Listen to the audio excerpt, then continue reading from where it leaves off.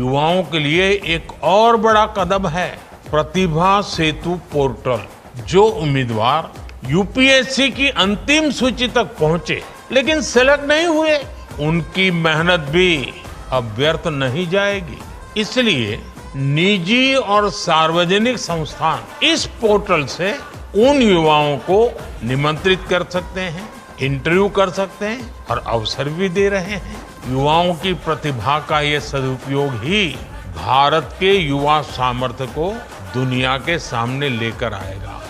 आज रोजगार मेले युवाओं के सपनों को पूरा करने का माध्यम बन गए। अकेले इन रोजगार मेलों के जरिए बीते कुछ समय में ही 11 लाख से ज्यादा नियुक्ति पत्र दिए जा चुके हैं। आज एक और स्किल इंडिया मिशन जैसे अभियानों के जरिए युवाओं को स्किल की ट्रेनिंग दी जा रही है। वहीं साथ ही नेशनल करियर सर्विस प्लेटफॉर्म जैसे इनिशिएटिव उन्हें नए अवसरों से भी जोड़ रहे हैं। मुझे बताया गया है कि इसके माध्यम से अब तक 7 करोड़ से अधिक वैकेंसीज की जानकारी युवाओं को दी जा चुकी है। Hello and welcome viewers. You're watching In Depth with your host Kriti Mishra. In a strategic move to enhance the career prospects of talented UPSC aspirants, the Union Public Service Commission, that is UPSC, has introduced an initiative called UPSC Pratibha Setu. This portal revolutionizes access to talent for both the government and private sectors by connecting high-caliber candidates with verified recruiters. This also ensures that the immense skill and effort of these aspirants are not wasted and instead channeled into productive roles, improving their career prospects and creating a valuable talent pool for various sectors. The initiative also aims to promote efficiency and transparency in the recruitment process.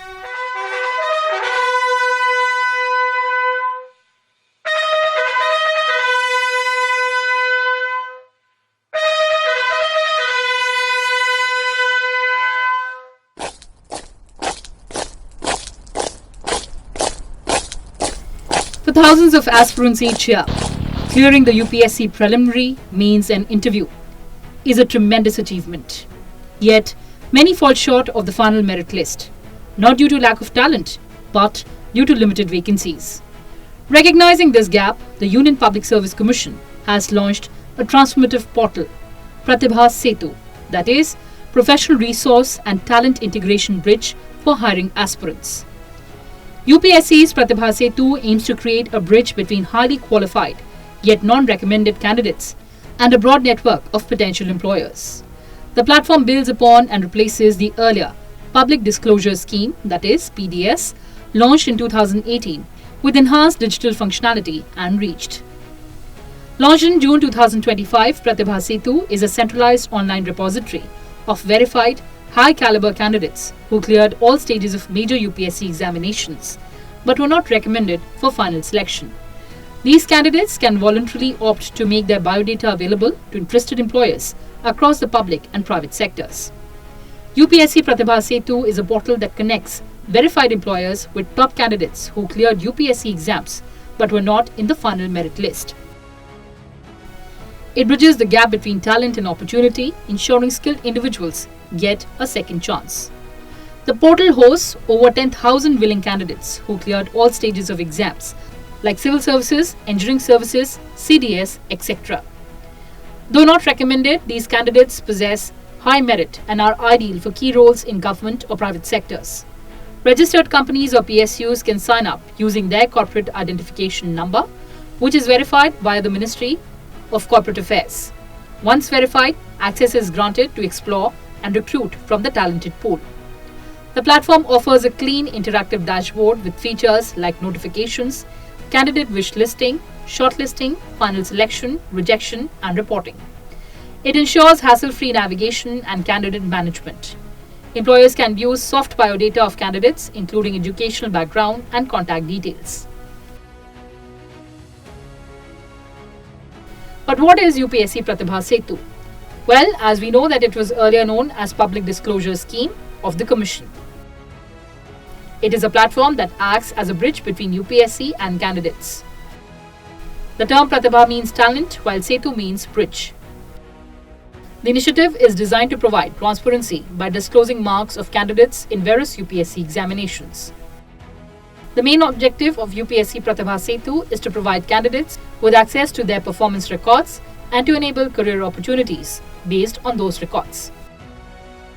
But how to register on this portal? Well, it is a digital platform for accessing disclosed marks. Registration is simple and follows following steps.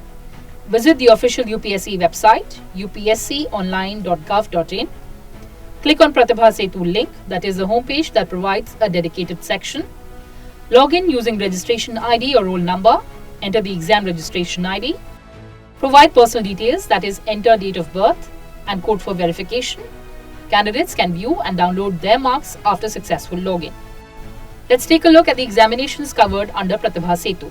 Civil Services Examination, Indian Forest Service Examination, Central Armed Police Forces Examination, Engineering Service Examination, Combined Geoscientist Examination, CDS Examination, Indian Economic Service, Indian Statistical Service Examination, and Combined Medical Services Examination. Now let's take a look at the features of UPSC Pratibha Setu. Transparency. The marks of both recommended and non-recommended candidates are disclosed. This ensures that every candidate can see their performance clearly. Candidates can view their marks online. They can also download mark sheets directly from the portal. Non-recommended candidates can use the disclosed mark sheet for other government recruitment. This provides them with opportunities beyond UPSC examinations.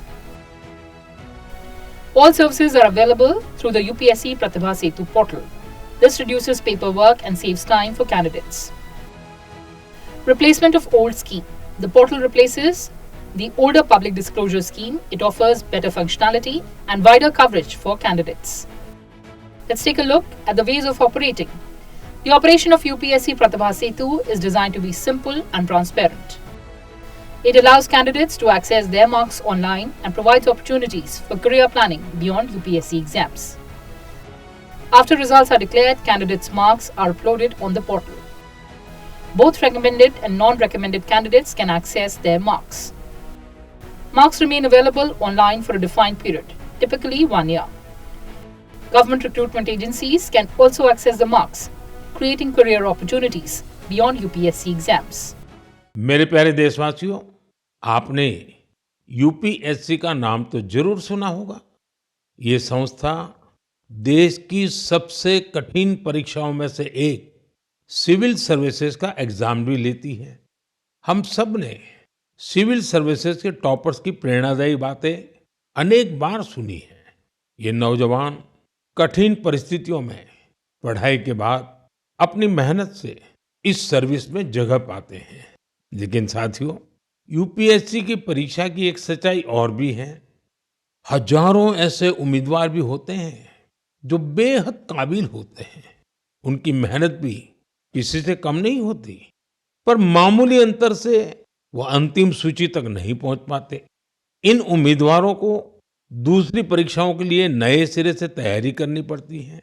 इसमें उनका समय और पैसा दोनों खर्च होता था।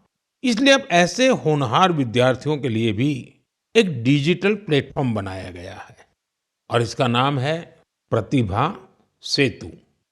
प्रतिभा सेतु में उन उम्मीदवारों का डेटा रखा गया है जिन्होंने यूपीएससी की अलग-अलग परीक्षाओं के सभी चरण पास किए, लेकिन अंतिम मेरिट लिस्ट में उनका नाम नहीं आ पाया।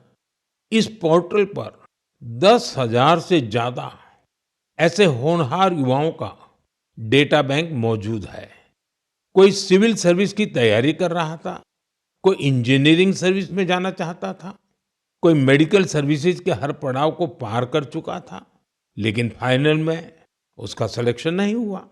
ऐसे सभी उम्मीदवारों की जानकारी अब प्रतिभा सेतु पोर्टल पर उपलब्ध कराई जा रही है। इस पोर्टल से प्राइवेट कंपनियां इन होनहार स्टूडेंट्स की जानकारी लेकर उन्हें अपने यहाँ नियुक्ति दे सकती है। साथियों, इस प्रयास के नतीजे भी आने लगे हैं। सैकड़ों उम्मीदवारों को इस पोर्टल की मदद से तुरंत नौकरी मिली है और वो युवा जो मामूली अंतर से रुक गए थे, अब नए आत्मविश्वास के साथ आगे बढ़ रहे हैं। UPSC Pratibha Setu is an innovative and inclusive step that redefines how unused talent from India's toughest competitive exams can be effectively integrated into the workforce. It also ensures that no effort goes to waste and that deserving candidates find alternative, meaningful career opportunities beyond the UPSC final merit list. The UPSC dream in India is a pervasive aspiration for a prestigious civil service career, fueled by the promise of a stable, influential and respected role in the government. Let's track the journey of this coveted exam in India.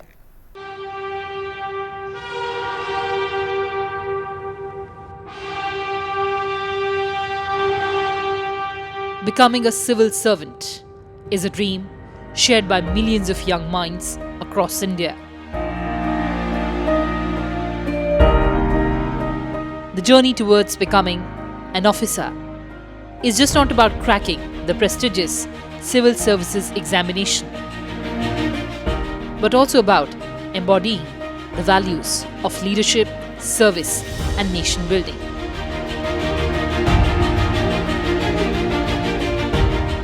For many, it's a lifelong ambition that motivates them to push their boundaries, face numerous challenges, and dedicate themselves to personal growth. When students embark on the UPSC journey, they quickly realize that it's a long and demanding path. The preparation can span multiple years, involving extensive study across a wide range of subjects. Dreaming of entering the Union Public Service Commission is a powerful aspiration that reflects a desire to serve the nation and make a significant impact. The UPSC exam, often considered one of the toughest in India, is the gateway to prestigious civil services.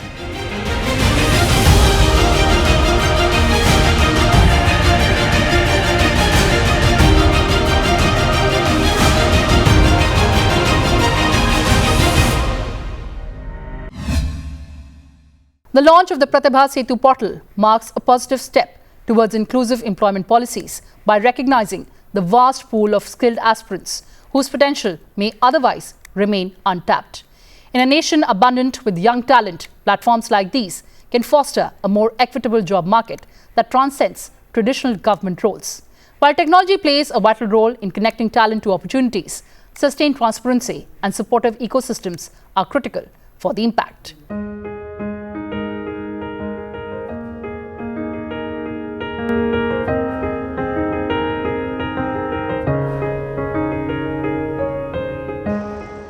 The Union Public Service Commission plays a pivotal role in shaping the future of India's governance.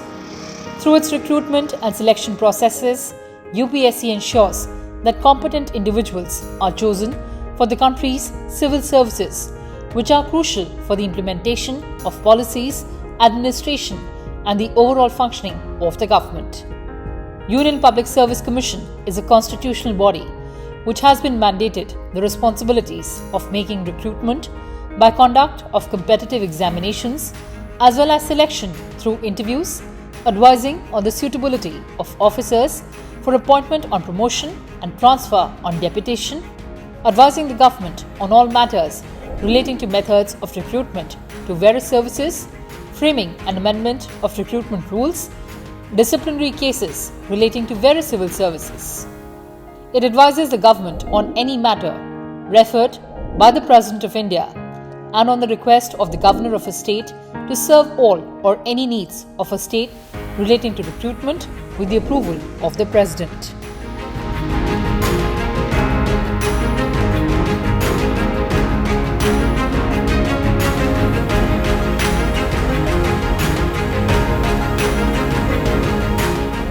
The civil services are actually meant to cater to the society that we live in.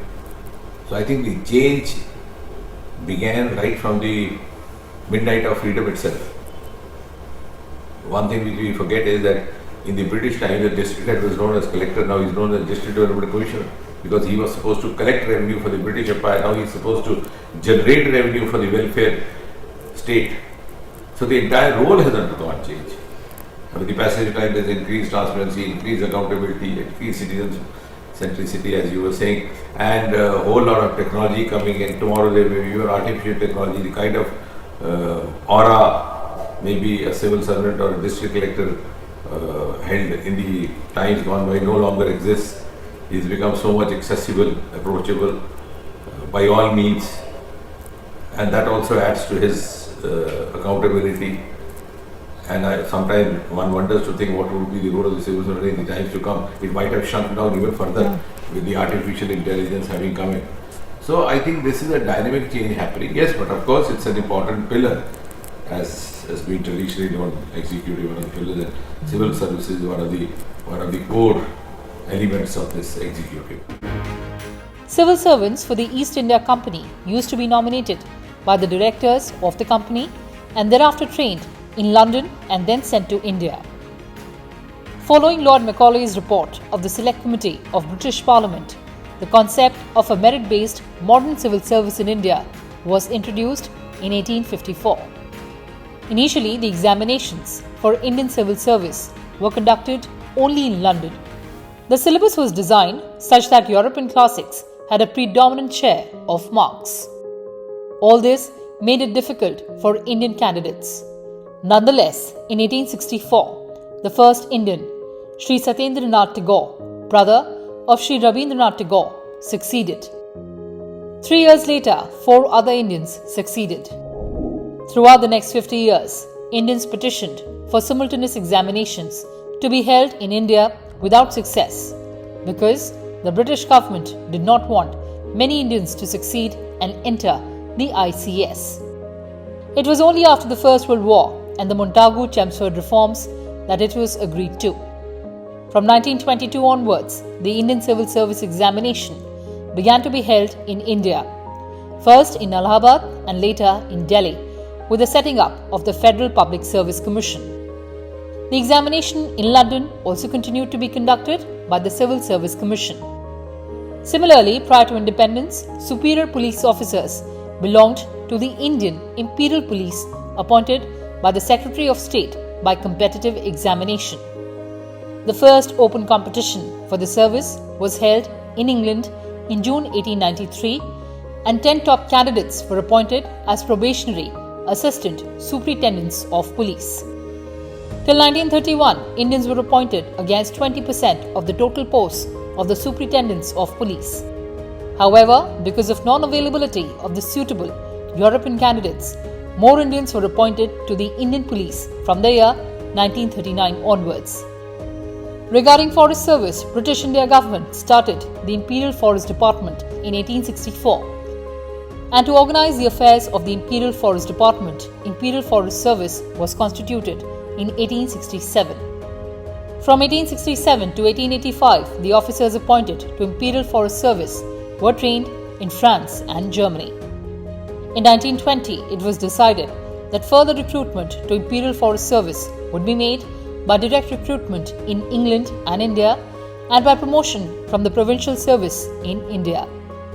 After independence, the Indian Forest Service was created in 1966 under All India Service Act of 1951.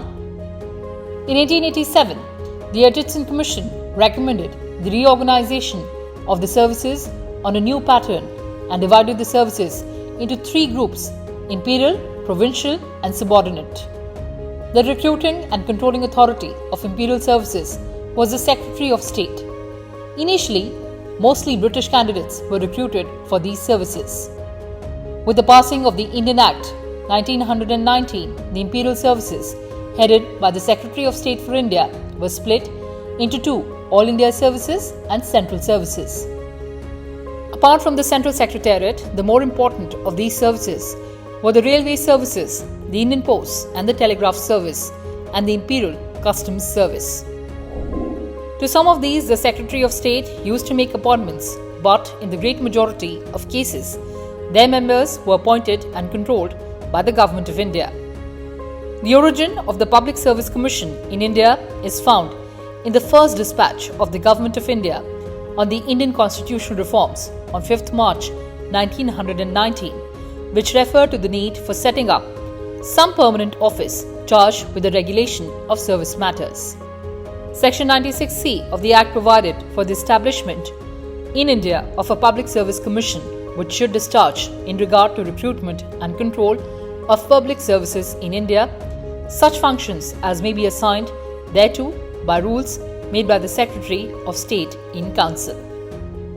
After passing of the Government of India Act 1919, in spite of a prolonged correspondence among various levels on the functions and machinery of the body to be set up, no decision was taken on setting up of the body. The subject was then referred to the Royal Commission on Superior Civil Services in India, also known as the Lee Commission. The Lee Commission, in their report in the year 1924, recommended that the Statutory Public Service Commission contemplated by the Government of India Act 1919 should be established without delay. Subsequent to the provisions of Section 96C of the Government of India Act and the strong recommendations made by the Lee Commission in 1924, it was on October 1, 1926 that the Public Service Commission was set up in India for the first time. Further, the Government of India Act 1935 envisaged a Public Service Commission for the Federation and a Provincial Public Service Commission for each province or group of provinces. Therefore, in terms of the provisions of the Government of India Act 1935, with its coming into effect on 1st April 1937, the Public Service Commission became the Federal Public Service Commission.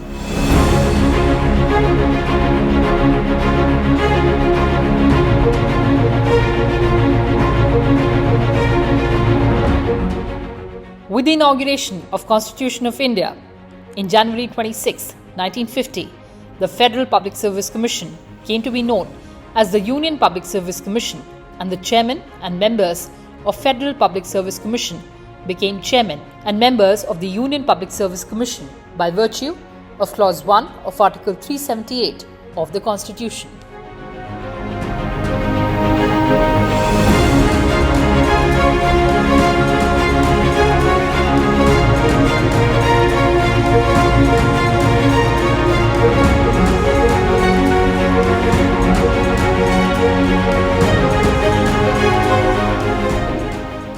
It was on 21st April in 1947, the Iron Man of India, Sardar Vallabhbhai Patel, referred to the civil servants as the steel frame of India, the executors of the policies of the government of the day, a pillar on which the wheel of governance that churns policies and programs for the country.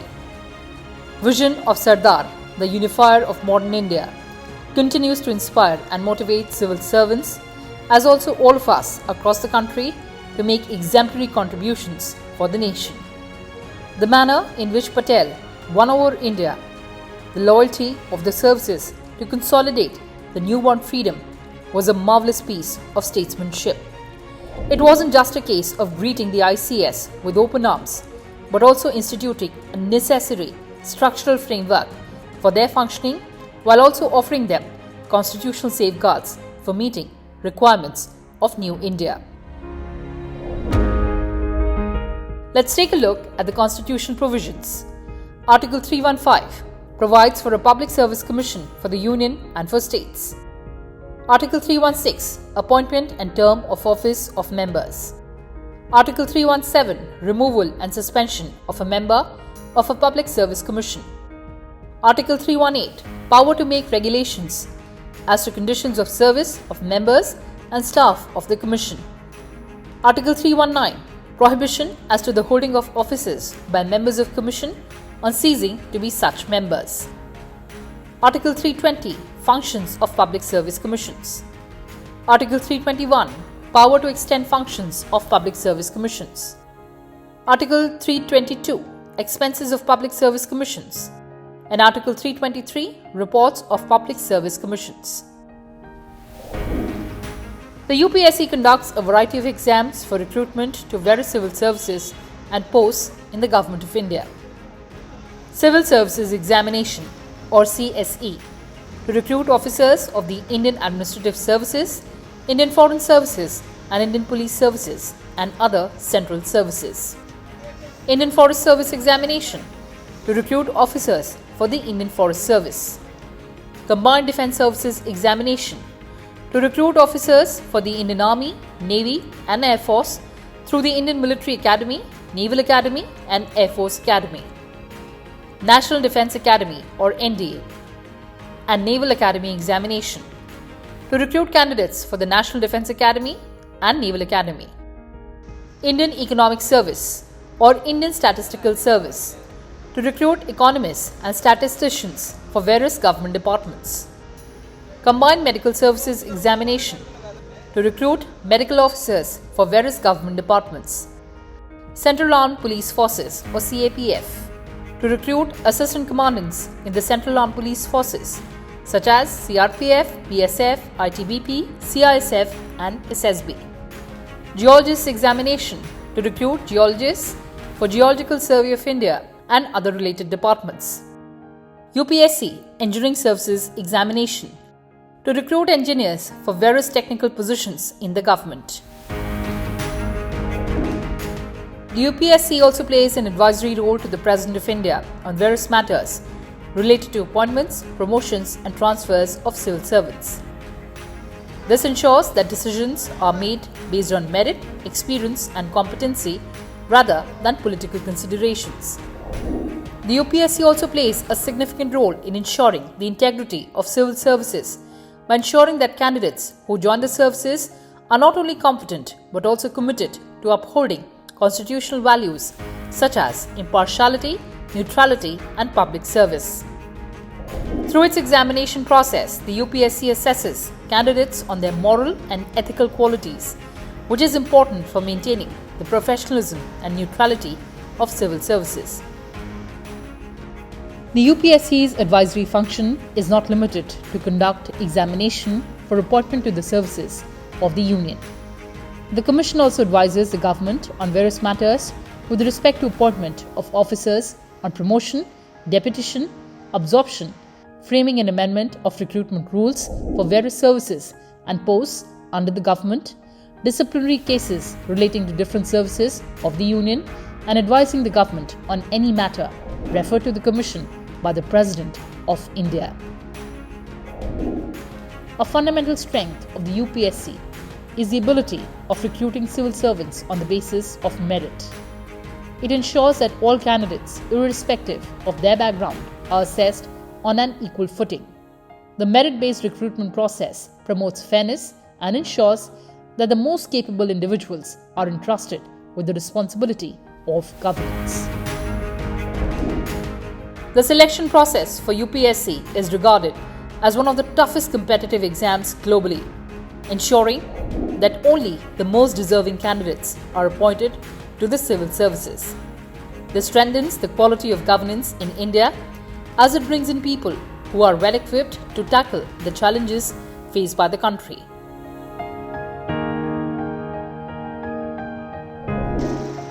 The UPSC is designed to operate as an independent body, and its decisions are expected to be free from political interference.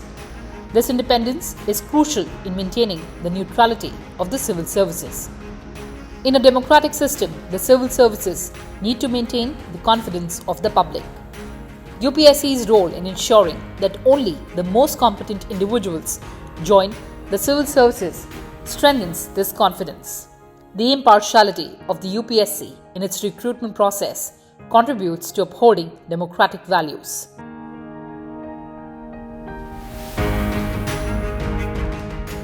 The UPSC has also played a role in bringing about administrative reforms. Over the years, various reforms have been initiated to modernize the civil services and make it more responsive to the needs of the people.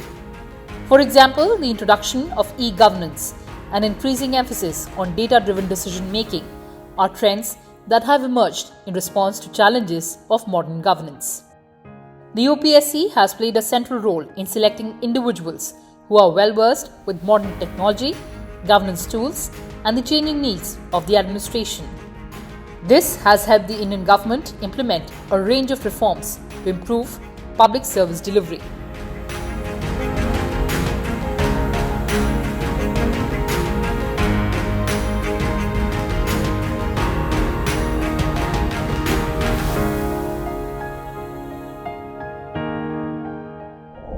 The UPSC journey is intense, involving rigorous preparation, intellectual challenges, and personal growth.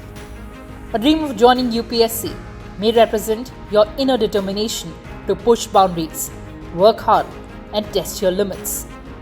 A dream about UPSC can also reflect your quest for excellence in your academic and professional journey. You might be working hard towards your goal, and the dream is a sign of your commitment to achieving it. Keep nurturing your dream, stay disciplined in your efforts, and trust that your hard work will lead you to success in the UPSC exam.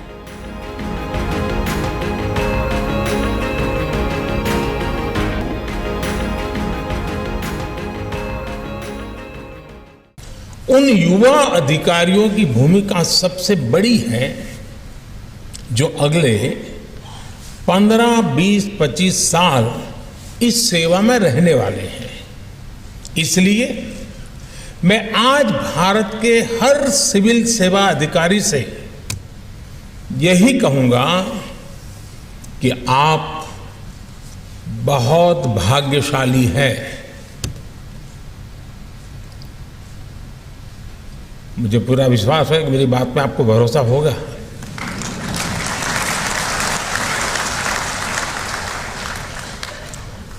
हो सकता है कुछ लोग न भी मानते हो वो भाग्यशाली नहीं है। अपनी अपनी सोच, हर किसी को मुबारक। आपको इस कालखंड में देश की सेवा करने का मौका मिला है। आजादी के अमृत काल में देश के स्वाधीनता सेनानियों के सपनों को पूरा करने का दायित्व हम सभी पर है। हमारे पास समय कम है, लेकिन सामर्थ्य भरपूर है। हमारे लक्ष्य कठिन है, लेकिन हौसला कम नहीं है। हमें पहाड़ जैसी ऊंचाई भले चढ़नी है, लेकिन इरादे आसमान से भी ऊंचे, ज्यादा ऊंचे हैं।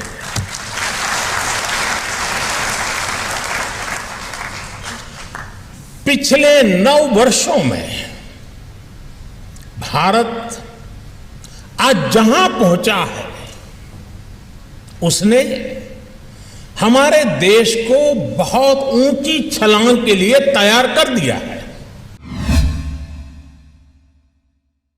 Well, viewers, that's all we have for you in this edition. Thanks for watching and stay tuned to Sansad TV.